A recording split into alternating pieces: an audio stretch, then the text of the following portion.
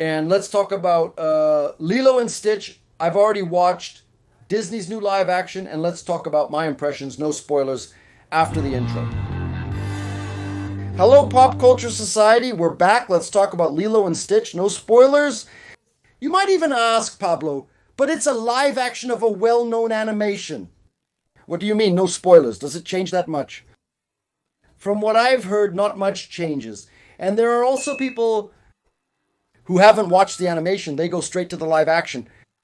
So I can't make a video here talking about spoilers from the live action. You might even ask me, but Pablo, is there really anyone who hasn't seen the original animation? Me, I haven't seen the original animation. I probably watched some parts. I was impacted by the characters, of course. My daughter watched everything. She's a fan, but we never got around to watching it together. And when I found out there was going to be a live action, I wasn't interested in watching the original because I wanted to see the live action first. I didn't want to watch the animation first so I could have a different impression from most people, from those who already have the mark of the original animation. I wanted to watch the original animation afterwards to see how it would work in my mind and if my impression would change, comparing it to yours or to other critics who are fans of Lilo and Stitch and went to see the live action. That's why I won't give spoilers here. I'll make a spoiler video later. By the way, this isn't even a review. These are just some impressions for social media, some things I've already talked about on X. I'm bringing this to you now on YouTube. So, what did I think of the movie? The movie is cute, it's delicate, it's light, it's simple. So simple that it even feels a bit naive. I'll get into that in a moment. When it starts, it tells the general story of Stitch's origin, which is shown in the trailer, that he comes from space and all that. And it's funny because you get the clear impression that you're watching a Pixar movie. You forget that it's a live action because everything is animated. Spaceships, aliens, it's all animation. So it's like The Lion King, which is a live action, but actually it's animation. At the beginning of the movie, you kind of forget it's a live action. Then, when the part with the actors really starts, you remember and think, oh, it is a live action. That was my impression. Everything felt very animated, and suddenly it turns into a real movie. And when I talked about it here, when the trailers came out, I mentioned what I thought Lilo and Stitch was going to be like. I said there were two things they couldn't get wrong.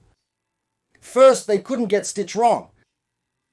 Stitch had to be cute, had to be marketable, had to be a plush toy, had to be charming, had to be that money-making machine that Disney has already been working on for a few years.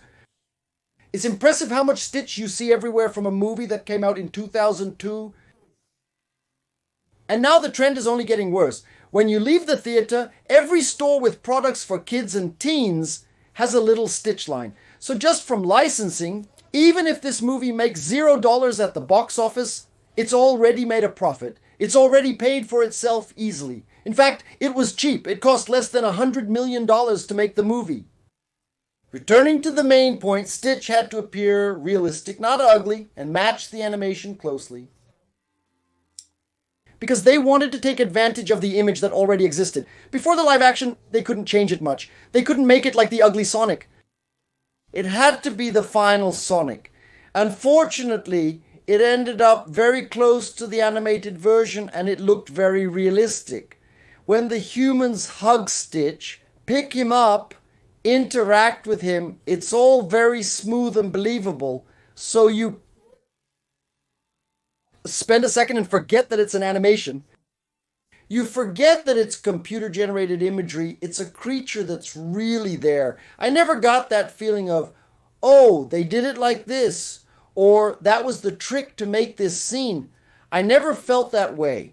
So they couldn't mess up Stitch, and especially they couldn't mess up the little girl. They couldn't mess up Lilo. And what a wonderful surprise this girl is. What a find she is in this movie.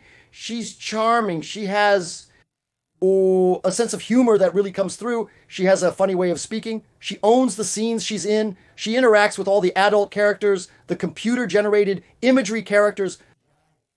Very naturally, the girl is a treasure that the production found. And a big part of this movie's success comes from this little girl who's just adorable. And that's it. Nothing else was needed, not even the script. The interaction between Layla and Street sells the movie, delivers the movie. And like I said, it's a movie that at the same time has a very broad background, right? Interstellar, Galactic, but it has a small family core. Family, neighborhood, on a little island in Hawaii. So man, this back and forth move ends up working really well there because the more contained core, a tighter little story, gives emotion to the characters, humanizes the characters in the middle of that galactic conflict. And like I said, it has that tone of innocence because there comes a moment when you start to wonder if that's just how it's going to be and the resolutions aren't very realistic. And then you have to consider, you have to let it go. It's a children's movie. You don't have to keep thinking about what the galactic politics would be in that situation. You have to be a little bit of a kid watching this movie. You have to become a child. Otherwise, you won't enjoy it. You'll start to find a bunch of inconsistencies that only adults notice. But it's a funny movie. It's a touching movie. My eyes filled with tears in many ways. I don't know if it's because I'm a father, that kind of thing hits me hard, but my eyes filled with tears. There's a delicacy in how the themes of family, unity, friendship, and home are handled. And it's a movie that surprised me. It surprised me. From the trailers, I already knew where I was going. I already knew what I was getting into. And even the goofy, crazy aliens that show up causing all sorts of trouble, the police, the secret agents investigating paranormal and alien things, all of that gives the movie a special flavor. But the heart, the relationship between the little girl and the creature, the little girl who wants a friend and the creature who never learned what love is, it works. It really works. And this movie is going to be a money-making machine. It's practically going to print money because it's going to win over kids all around the world. It's no wonder it's already sold a ton of pre-sale tickets. It's no wonder there are street-themed birthday parties everywhere, even here at my house. It's no wonder there's street merchandise everywhere. And now the movie is going to top it all off. The success of this character who came little by little on the sidelines and suddenly, out of nowhere, became Disney's most popular character today.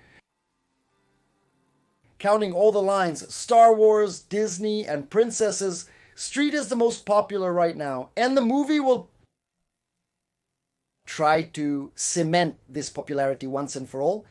So these are my impressions about Lila Street. I'm still going to make a real review video, and I think I'll even bring Sophia here to share her opinion about the movie, because she's dying to make a video on YouTube and she's dying to see the movie too. So I think I'll give that a try, and I'll be back soon with your Dr. Pop here on Quattro Coises. See you later, see you soon, see you in a bit. After the intro, click the channel options to stay with me longer.